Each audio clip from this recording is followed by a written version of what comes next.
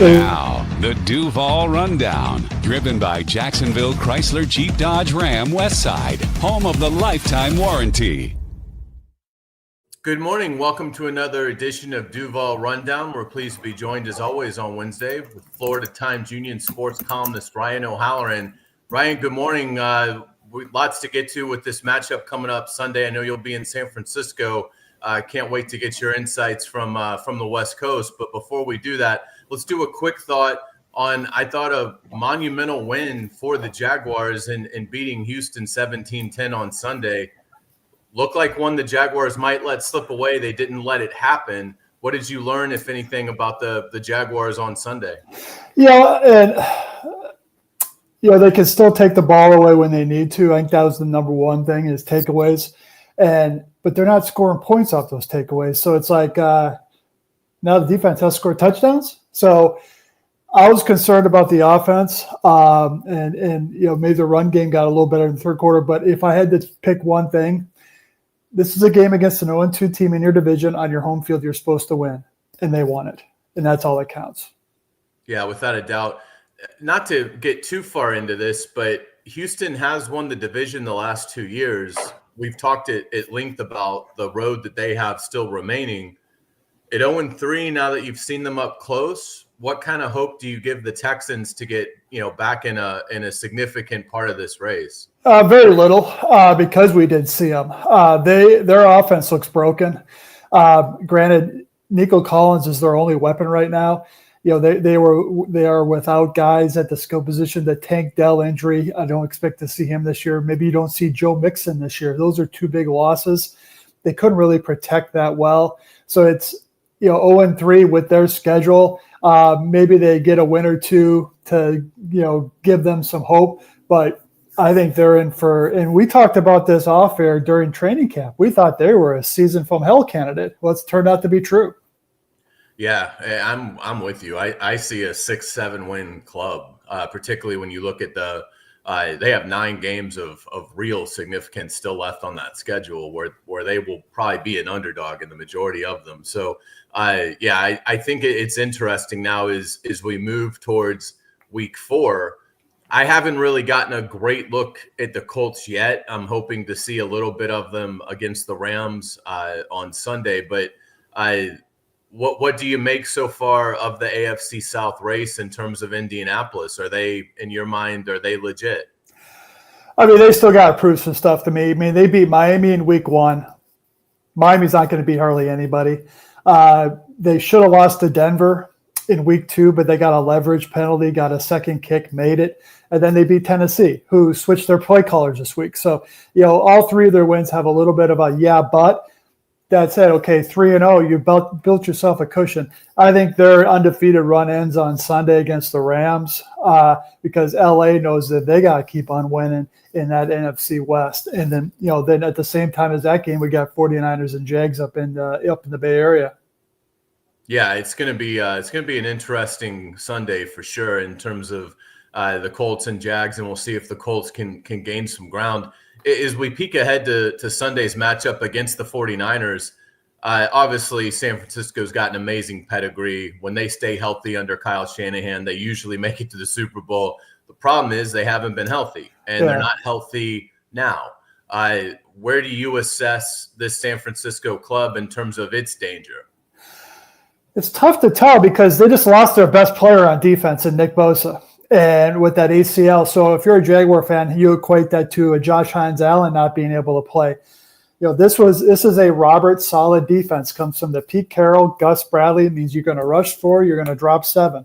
I only had them with 7 rushes of 5 or more at Kyler Murray last week. I mean, they're just going to play what they play. Do they add some different pressure wrinkles without Bosa? Maybe. But you look at their numbers, Hayes, and I know you're somebody who digs into this too. They're first in passing, but 23rd in scoring. They are 3rd in points allowed, but 15th against the run. They are -1 in turnover differential. So are they doing it a little bit with Mears right now? They've won 3 one-score games. They barely won at New Orleans, which the Saints may beat 1 or 2 teams this year. And then against Arizona, the Cardinals got to be kicking themselves. They're up 15-13. All you got to do is run out the clock. They couldn't do it. San Francisco drives down. So even if they do get Purdy back at quarterback, the 49ers are still lacking a lot of guys. I think there's an opening here for the Jaguars on Sunday. Yeah, I agree. I think the matchups, several of them favor the Jaguars, and it starts sort of because of the attrition factor. I mean, not having Nick Bosa is a gigantic loss for them. And when you look at them offensively, they don't have Ayuk, they don't have Kittle. I guess we'll see about Juwan Jennings this week, but it's basically been and I'm assuming Purdy plays, so they'll have their starter back, but you don't know. He's probably not 100%. And I even wonder if Purdy plays, because Kyle Shanahan is certainly no dummy, and he's 3-0. He's playing with a little bit of house money, and you play the Rams after the Jaguars.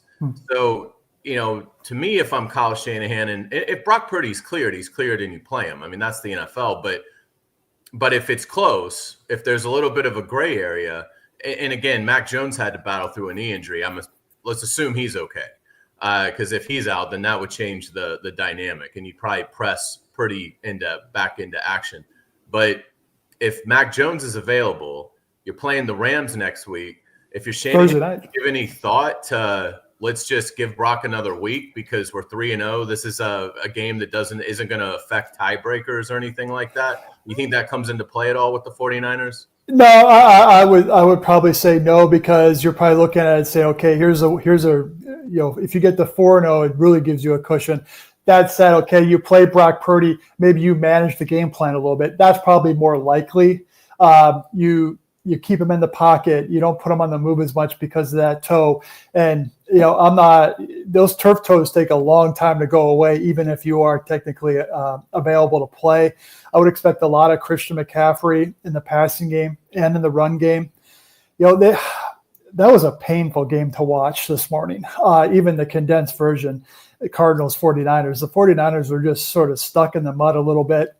And Mac Jones, he was hobbling along in that second half. So I think the 49ers should play this game with some urgency. And, I think the Jaguars should too, because right now this offense has sort of got little bogged down a little bit. They're not great on third down. They're not great in the red zone. And Trevor Lawrence has 4 interceptions in 3 games. Everybody's sort of poo-pooing it, well, except for us, that, the quarterback's got to be better.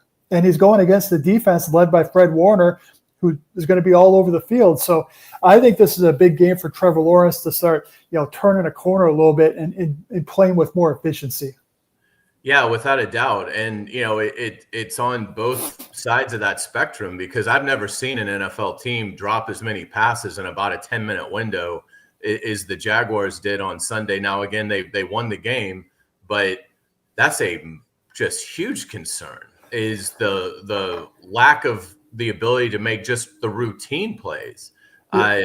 And that is something that you just can't afford to have happen in San Francisco if you're going to expect to beat them. Yeah, and I would add pre-snap penalties as well in the routine play category. This is a tough enough league as it is when you're not committing those unforced errors. I had the Jaguars for 6 drops on Sunday. 3 by Thomas, 2 by Washington, 1 by ETN, and so Lawrence's numbers would have been a lot better had they even caught half of those. But the pre-snap penalties are interesting because, at this point you should learn false starts at home are inexcusable. You put it on the road now. What did they do to manage that? And then, and you also got to be aware of, okay, without Nick Bosa, what is Saleh's counter move? Texans threw some unscouted looks at the Jaguars early in the week 3 game. It took a while for the Jags to sort of counter that. Now you got to be ready for some other things, because I don't think San Francisco can generate a 4-man pass rush with consistency without Bosa. So your offensive lineman, your quarterback, their communications got to be on point for different wrinkles. What do you think about the Jaguars ground game going up against San Fran? Well, they're 15th against run defense. I'm always, maybe I'm just on the Tootin train, that I think they should have worked him in a little earlier, because he runs with such a violence and physicality that he's always going to get you 3 or 4, even if he hits a brick wall at the line of scrimmage. And so maybe you start giving him a little bit more snaps. I mean, LaQuinn Allen played more snaps than Tootin last week. Yeah. So what's your plan at running back moving forward? I would go back to the drawing board on the screen game. It was Goody in Cincinnati. Houston snuffed it out a lot. So, maybe the screen helps you set up some other things. But, I mean, what this team wants to do best is run it. So I would try and stick with it, because even Liam Cohen said at halftime last week is that the play caller, which is him, probably got away from it too soon.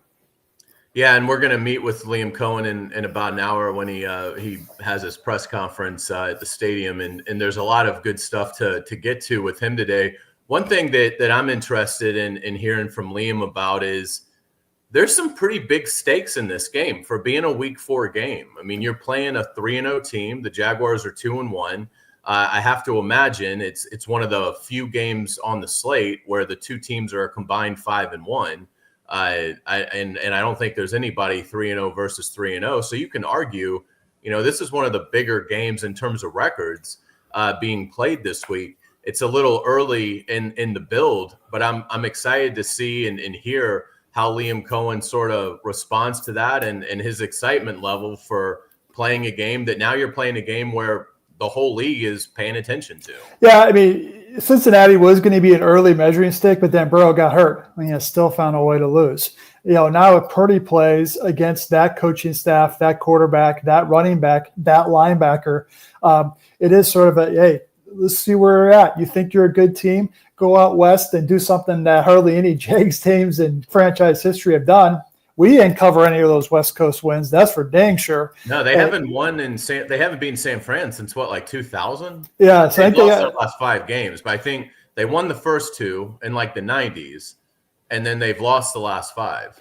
Yeah, I mean, so I made a couple trips to Oakland. I made a couple trips to Seattle and San Diego, and the Jaguars generally got their doors blown off. So, take the long trip and and go win a game out west, which would, and I think I agree with you, Hayes, in terms of the importance factor is I want to play Kansas City right now if I'm anybody, because they're playing desperate. They're 1-2. They got Baltimore at home. Then they come here on a Monday night. So they're either going to be playing for their season at 1-3 or thinking coming in on a Monday night here saying they've won their last 2. We're on a roll to get above 500, keep pace with the Chargers. So I think it is an important game for the Jaguars to say, hey, go in 3-1, get a win out there, and also just sort of, hey, show the league that you guys are for real.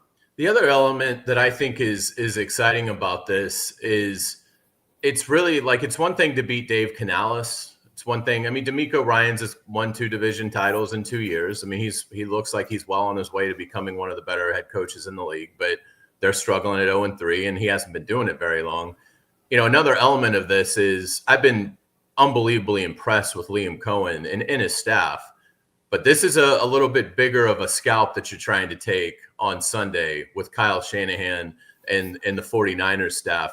I think that's going to be a cool element to this week from a storyline standpoint is Liam Cohen, who, we hope obviously is the next big thing in the NFL, going up against a guy that has been doing it at a very high level for a very long time in Kyle Shanahan.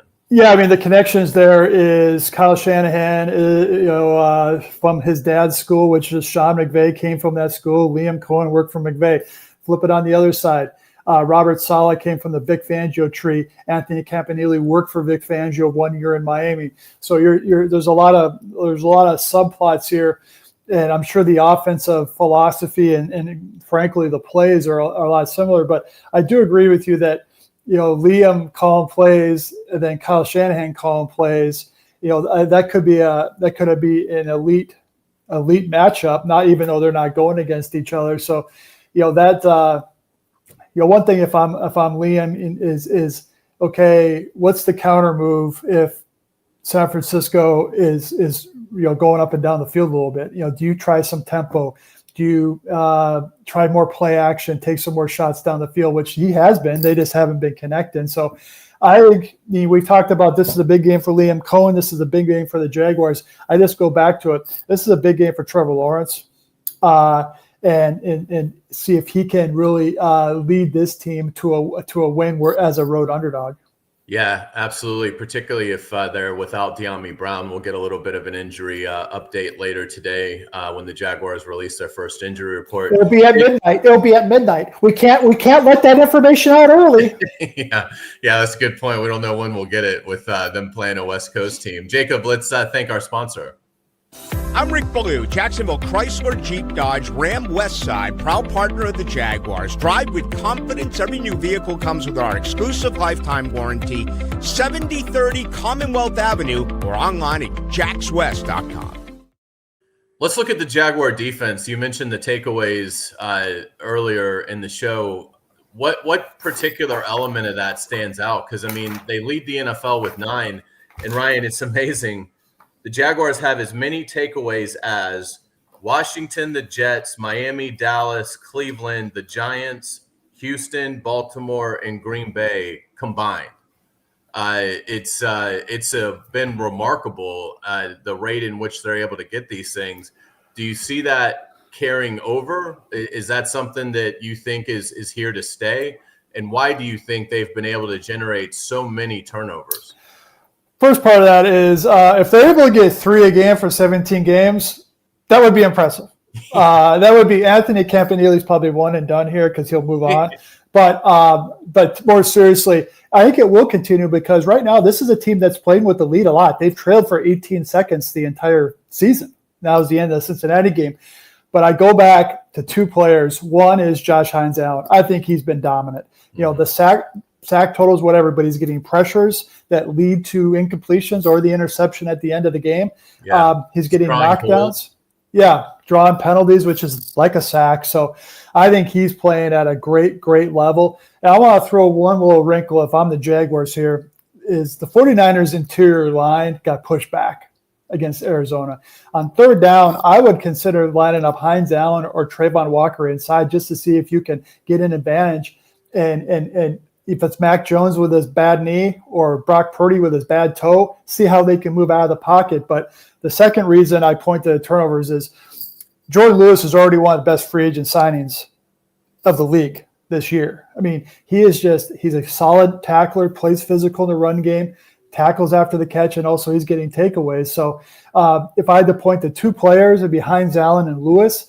Point to a situation they're playing in the lead. And also, I'm sure they're doing a lot of things in coverage and rush and coverage, marrying those 2 things together.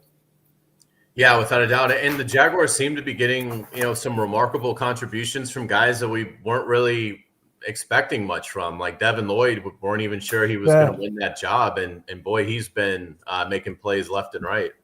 I mean, the thing about Lloyd, and I'll admit I hadn't watched a lot of Jaguars the last couple of years, not a lot to watch, but I mean, I heard this chatter, well, Ventrell Miller is going to win that job. Somebody asked me, is Devin Lloyd even going to make the team?